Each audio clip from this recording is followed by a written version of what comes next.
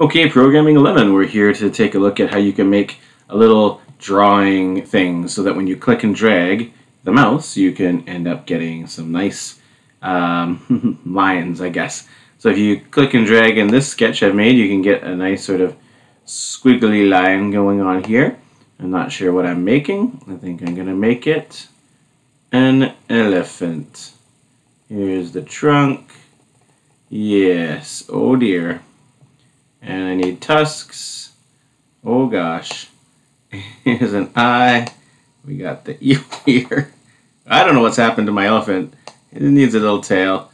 Alright, I've embarrassed myself enough. So here's my drawing. So how do I make the code do it so I can move it around? As you can see, it's not very much code.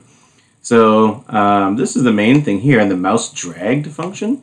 I have this line here, and I'm drawing a line between these coordinates, P mouse X and P mouse Y, that's the big new thing, and mouse X and mouse Y. So what's P mouse X? I think you know what mouse X and mouse Y are, right? Those are the mouse's current coordinates.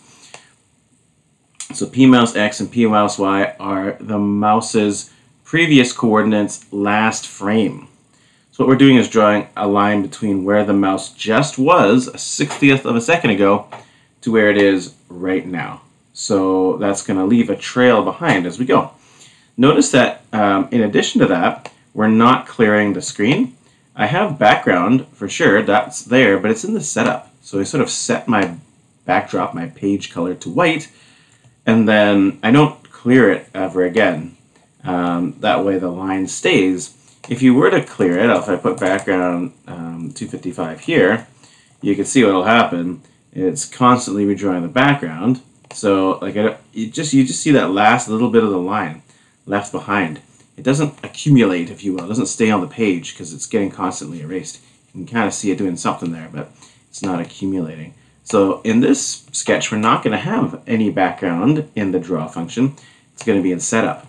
That's going to make things complicated for our tools. So if you want to have like slider sliding, it's going to leave a trail behind of all those knob positions as you slide it along.